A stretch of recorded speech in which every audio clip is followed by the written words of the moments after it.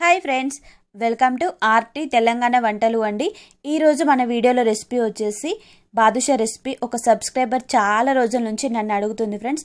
నాకు తెలిసిన పద్ధతిలో నేను చూపించాను. ఈరోజు బాదుషా రెసిపీ వచ్చేసి ముందుగా బాదుషా రెసిపీ ప్రిపేర్ చేసుకోవడానికి 1 కప్పు మైదా పిండి తీసుకుంటున్నానండి. ఈ మైదా పిండిని వచ్చేసి కొద్దిగా నేను జల్లిస్తున్నాను. ఎందు గురించి అంటే మనకేమైనా పురుగులు ఉన్నా వెళ్ళిపోతాయి, లేకుంటే ఏమున్నా కూడా జల్లించుకోవడం వల్ల మనకు యూజ్ అవుతుంది కదా. అందుకే నేను ఎప్పుడు కూడా పిండి కలిపేటప్పుడు జల్లెడ పడతాను. తర్వాత ఇందులో 1/2 స్పూన్ బేకింగ్ సోడా, అలాగే చిటికెడంతా సాల్ట్ వేసుకోండి ఫ్రెండ్స్. మీరు ఏ రెసిపీస్, స్వీట్ రెసిపీస్ ప్రిపేర్ చేసుకున్నా సాల్ట్ వేసుకోవడం మర్చిపోవద్దు. సాల్ట్ వేయడం వల్ల ఆ టేస్టే మారిపోతుందండి. స్వీట్ రెసిపీది చాలా బాగుంటుంది. ఇంకా బేకింగ్ సోడా, సాల్ట్ వేసి కలుపుకున్న తర్వాత నెయ్యి వేసుకోవాలి అండి. నెయ్యి వచ్చేసి 4 నుంచి 5 స్పూన్లు వేసుకోండి ఫ్రెండ్స్. మీరు ఎంత తింటారు నెయ్యి క్వాంటిటీ అనే దాన్ని బట్టి వేసుకోండి. ఎక్కువగా తినే వాళ్ళైతే ఎక్కువగా వేసుకోండి, టేస్ట్ బాగుంటుంది. ఎందుకంటే స్వీట్ రెసిపీ కదా అండి. ఇలా నెయ్యి వేసి బాగా కలుపుకోవాలి. మేము నెయ్యి ఎక్కువగా తినము మా ఇంట్లో, అందుకే కొంచెం తక్కువగా వేసాను నేను. ఇంకా పిండిని వచ్చేసి ఎలా కలుపుకోవాలి అనేది ఇప్పుడు నేను మీకు చెప్తాను అండి. ఫస్ట్ నెయ్యి అంతా కూడా బాగా మిక్స్ అయ్యేలాగా కలుపుకున్న తర్వాత మనకు పిండి వచ్చేసి ఇలా ముద్దలాగా కట్టాలి. ఇలా కడితేనే మనకు పర్ఫెక్ట్గా పిండి రెడీ అవుతున్నట్టు, అంటే బాదుషా రెసిపీకి. తర్వాత ఇందులో కొద్దిగా వాటర్ యాడ్ చేసుకుంటూ మనం చపాతీ పిండికి ఎలా కలుపుకుంటామో దానికంటే కొంచెం సాఫ్ట్గా కలుపుకోవాలి అండి. పూరి పిండిలాగా కలుపుకోవాలి మైదా పిండిని. మీకు మైదా పిండితో ఇష్టం లేదు అనుకోండి, గోధుమ పిండితో కూడా చేసుకోవచ్చు ఈ బాదుషా రెసిపీ. మీరు కావాలి అంటే నేను డిస్క్రిప్షన్లో లింక్ పెడతాను. నా ఛానల్ వచ్చేసి నేను గోధుమ పిండి బాదుషాలతోనే ఫస్ట్ స్టార్ట్ చేశాను. కావాలి అంటే మీరు చెక్ చేయండి, ఓకేనా. ఇలా పిండి మొత్తాన్ని బాగా కలుపుకోవాలి అండి. మీరు చేతులతో ఎంత బాగా ప్రెస్ చేస్తే బాదుషాలు వచ్చేసి అంత బాగా వస్తాయి అండి. అంటే మంచి క్రాక్స్ వచ్చి జ్యూసీగా ఉంటాయండి. తర్వాత దీనిపైన కొద్దిగా ఆయిల్ వేసి 15 నిమిషాలు రెస్ట్ ఇవ్వండి ఫ్రెండ్స్. ఈ పిండికి వచ్చేసి ఈ 15 నిమిషాల లోపు మనం బాదుషా రెసిపీకి కావాల్సిన షుగర్ పాకం అనేది రెడీ చేసుకుందాము. షుగర్ పాకానికి నేను 1 కప్పు చక్కెర తీసుకున్నాను అండి. చక్కెరలో వచ్చేసి నేను లవంగాలు వేస్తాను, ఎందుకంటే చీమలు పట్టకుండా ఉండడానికి యూజ్ అవుతుంది లవంగాలు. అందుకే ఇలా లవంగాలు కనిపిస్తున్నాయి. ఇంకా నేనైతే నార్మల్ స్వీట్గా చేస్తున్నానండి ఈరోజు బాదుషా రెసిపీ. అందుకే 1 కప్పు షుగర్ తీసుకున్నాను. ఇందులో 1 గ్లాస్ వాటర్ వేస్తున్నానండి. ఇలా వాటర్ వేసి కలుపుకొని పక్కన పెట్టుకోవాలి. ఇది స్టవ్ మీద పెట్టక ముందే ప్రిపేర్ చేసుకోవాలి ఈ ప్రాసెస్ అంతా కూడా. దీనివల్ల యూజ్ ఏంటి అంటే షుగర్ తొందరగా కరుగుతుంది. మళ్ళీ మనం స్టవ్ మీద డైరెక్ట్ పెడితే మాడిపోకుండా ఉంటుందండి షుగర్. అప్పుడప్పుడు అలా అవుతుంది కదా, అలా కాకుండా ఉంటుంది. తర్వాత మన పిండి కూడా మంచిగా నానింది అండి 15 నిమిషాలు. ఇప్పుడు చేతులతో మనం ప్రెస్ చేస్తే లోపలికి ప్రెస్ అవ్వాలి, అంటే లోపలికి వెళ్ళిపోవాలి మన చేతు. అంత బాగా పిండి నానబెట్టుకోవాలి.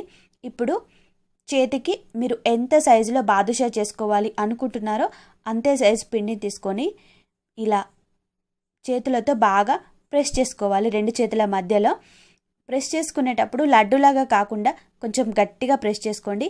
ఎందుకంటే మనకు బాదుషాలు అలా ప్రెస్ చేస్తేనే క్రాక్స్ లాగా వస్తాయి అండి. ఎందుకు వస్తాయి అనేది చెప్తాను.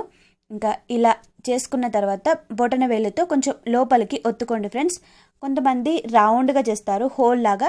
నేను అలా చేయకుండా ఇలా చేస్తానండి. బాదుషాలన్నీ కూడా ఇలా ప్రెస్ చేశాను. అలాగే ఇంకొకటి కూడా చూపిస్తున్నాను శాంపిల్ కోసం. ఇలా రౌండ్గా చేసుకొని బొటన వేలుతో ఒత్తుకుంటే సరిపోతుంది అండి. ఇంకా ఇలా అయితే మనకు పర్ఫెక్ట్ బాదుషా లాగా అనిపిస్తుంది నాకు బయట షాప్లో లాగా. అందుకే ఇలానే చేస్తాను నేను ఎక్కువగా. ఇంకా బాదుషాలు చేయడం అయిపోయింది అండి. చూసారా 1 కప్పుకు మనకు ఎన్ని బాదుషాలు అయ్యాయో. ఒక ఫ్యామిలీ ఫుల్గా తినేయచ్చు స్వీట్ రెసిపీస్ ఇష్టపడే వాళ్ళైతే. ఇంకా బాదుషాలన్నీ చేసి రెడీ చేసి పెట్టాను. తర్వాత స్టవ్ మీద వచ్చేసి ప్యాన్ పెట్టి డీప్ ఫ్రైకి సరిపడా ఆయిల్ పెట్టాను ఒక సైడ్. ఇంకో సైడ్ వచ్చేసి నేను షుగర్ పాకానికి ఇంకా షుగర్ కూడా రెడీ చేస్తున్నానండి. ముందుగా కలిపి పెట్టాను కదా నేను బయట. ఇప్పుడు స్టవ్ మీద పెట్టి షుగర్ అంతా కరిగేలాగా ఒకసారి స్పూన్తో కలుపుకోండి ఫ్రెండ్స్.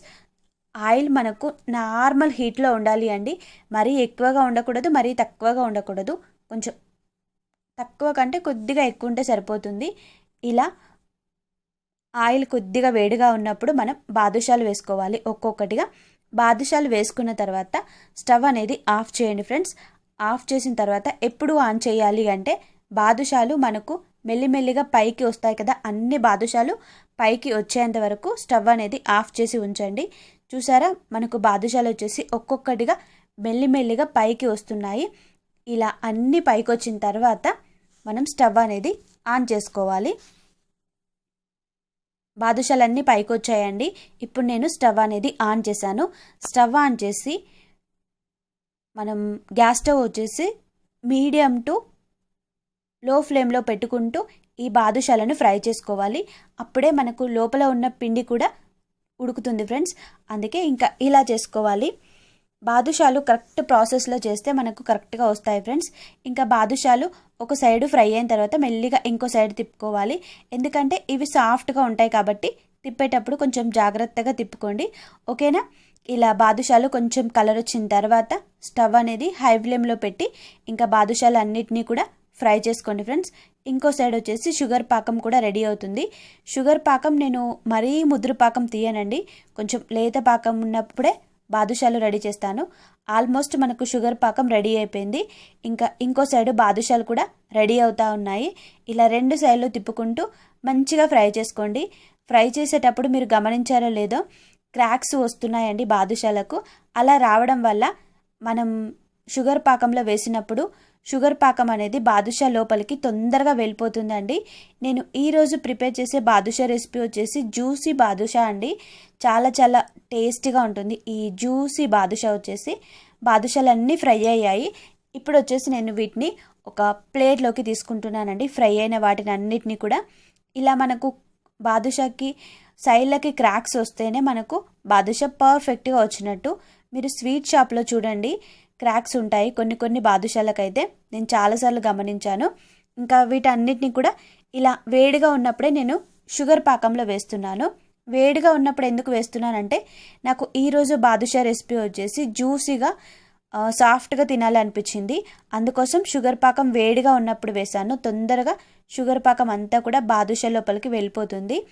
మీకు క్రిస్పీగా కావాలి అనుకునే వాళ్ళు షుగర్ పాకం మొత్తం చల్లారిన తర్వాత బాదుషాలు వేసుకోండి ఫ్రెండ్స్, ఓకేనా. వెంటనే తినాలి, 5 మినిట్స్లో 10 మినిట్స్లో తినాలి బాదుషాలు అనుకునే వాళ్ళు ఒక్కసారి ఇలా ట్రై చేయండి. బాదుషా లోపలికి షుగర్ పాకం అంతా వెళ్ళిపోయింది అండి. చూసారా, సాఫ్ట్గా అయిపోయాయి. ఇలా సాఫ్ట్గా అయిన బాదుషాలు అన్నిటినీ కూడా నేను ఒక ప్లేట్లోకి మంచిగా సర్వ్ చేసుకున్నానండి. సర్వ్ చేసిన తర్వాత వీటిపైన కొంచెం నేను షుగర్ పాకం వేస్తున్నాను. ఇంకా మీకు ఒకటి చూపిస్తానండి బాదుషా రెసిపీ ఎలా ఉంది జ్యూసీగా అనేది మీకు చూపిస్తాను. జ్యూసీగా తినాలి అనుకునే వాళ్ళు మాత్రమే ఇట్లా ట్రై చేయండి, ఓకేనా. క్రిస్పీగా కావాలి అనుకునే వాళ్ళు ఎలా ట్రై చేయాలి అనేది మళ్ళీ ఎప్పుడైనా చూపిస్తాను. వావ్, చూసారా ఫ్రెండ్స్, మనకు షుగర్ పాకం లోపలికి ఎంత బాగా వెళ్ళిపోయిందో మీకే తెలుస్తుంది. ఇది 5 మినిట్స్లో జరిగింది అండి, ఎక్కువ టైం పట్టలేదు. మీకు ఈ రెసిపీ నచ్చితే లైక్ చేయండి ఫ్రెండ్స్, ఓకేనా. Bye friends.